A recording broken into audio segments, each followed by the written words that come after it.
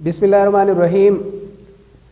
मैं तमाम व्यूअर्स को एक बार फिर राइस कॉलेज के यूट्यूब चैनल पर खुश आमदीद कहता हूँ। जैसा कि आपको पता है, प्रीवियस वीडियो में हमने पढ़ा था, फाइंड किया था इक्विवेलेंट रेजिस्टेंस सीरीज सर्किट को यूज़ करके। और आज हम जो टॉपिक पढ़ने जा रहे हैं वो हमारे पास है find equivalent resistance using parallel circuit. ये जो टॉपिक है basic principle of electrical engineering में एक टॉपिक है जिसमें हम इक्विवेलेंट रेजिस्टेंस फाइंड करेंगे पैरेलल सर्किट को यूज़ करते हुए। तो आइए हम स्टार्ट करते हैं अपने टॉपिक को।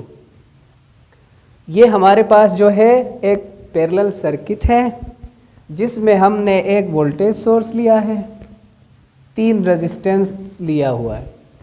पहला रेजिस्टर है वो R1 है, दूसरा जो है R2 है, तीसरा जो है R3 है। जैसे ही हम वोल्टेज सप्लाई देंगे तो यहाँ से क्या होगा, करंट फ्लो करना स्टार्ट करेगा ऐसे, जिसको मैं डिनोट करता हूँ I से। अब क्या होगा, इस रेजिस्टेंस के अक्रॉस जो करंट होगी वो होगी I1। इस रेजिस्टेंस के अक्रॉस जो करंट फ्लो करेगा वो है I2, और इस रेजिस्टेंस के अक्रॉस जो करंट फ्लो करेगा वो है I3। और रेजिस्टेंस 1 में भी वोल्टेज भी होगी, 2 में भी वोल्टेज भी होगी और 3 में भी वोल्टेज भी होगी। यानी तीनों रेजिस्टर्स में वोल्टेज जो होगी वो सेम होगी। इन्हीं पॉइंट्स को यूज़ करते हुए हम आगे स्टडी करेंगे। पैरेलल सर्किट को सॉल्व करते हुए 2 पॉइंट्स अपने जहन में रखिएगा। पहला पॉइंट जो है, जितने भी रेजिस्टेंस है या जितने भी रेजिस्टर्स है उनके अक्रॉस जो करंट होगी वो डिफरेंट होगी। The current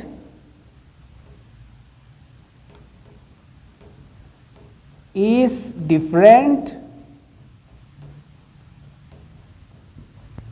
across each resistor, across each resistor। Current जो होगी वो डिफरेंट होगी हर रेजिस्टर के अक्रॉस। इसको हम मैथमेटिकली लिख सकते हैं,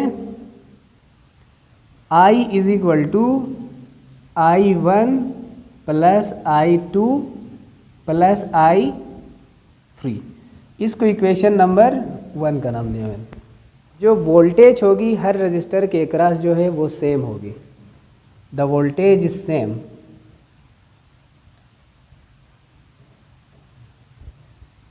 is same across each resistor. जिसको हम मैथमेटिकली लिख सकते हैं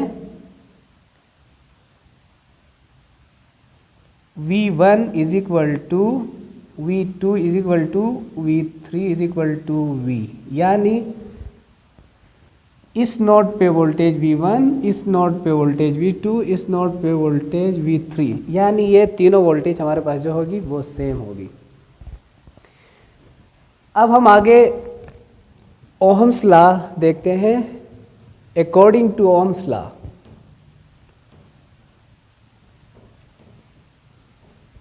हमें पता है V is equal to I R होती है। V इधर R जो होता है हमारे पास मल्टीप्लाई हो रहा है तो इधर आगे डिवाइड होगा, तो हमारे पास इसी तरह I यहाँ बचा। अब हमने क्या करना है, यहाँ पे I1, I2 और I3 की वैल्यू निकालनी है।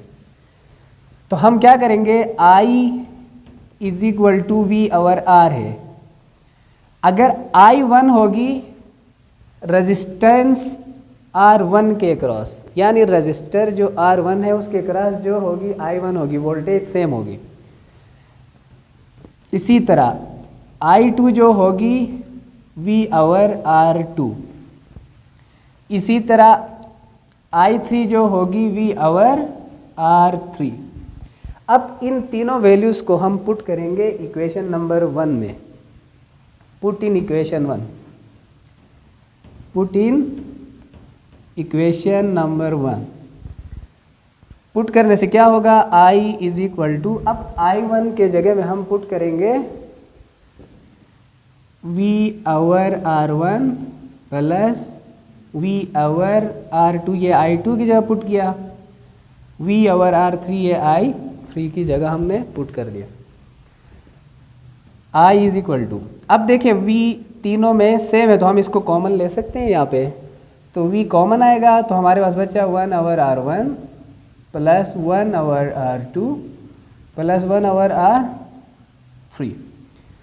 अब क्या होगा, हमारे पास ये v यहाँ पे मल्टीप्लाई हो रहा है तो यहाँ पे आके होगा डिवाइड, तो इज इक्वल टू यहाँ पे हमारे पास बचेगा i r1 plus i 1 our r2 plus 1 our r3, ये जो है 1 आवर r1 है। तो i आवर v जो होगा वो हमारे पास होता है 1 आवर r के, जिसको हम r इक्विवेलेंट का नाम देंगे। तो ये बराबर होगा 1 our r1 plus 1 our r2 plus 1 our r3, sorry इसको लिखेंगे 1 आवर r3। तो जो चीज़ हमने फाइंड करनी थी वो हमें मिल गई। तो आज का जो लेक्चर है वो एंड हो गया। तो आप सबसे रिक्वेस्ट है कि हमारे चैनल को सब्सक्राइब करें और ताकि अपकमिंग वीडियोस आप आसानी से देख सकें। Thank you so much.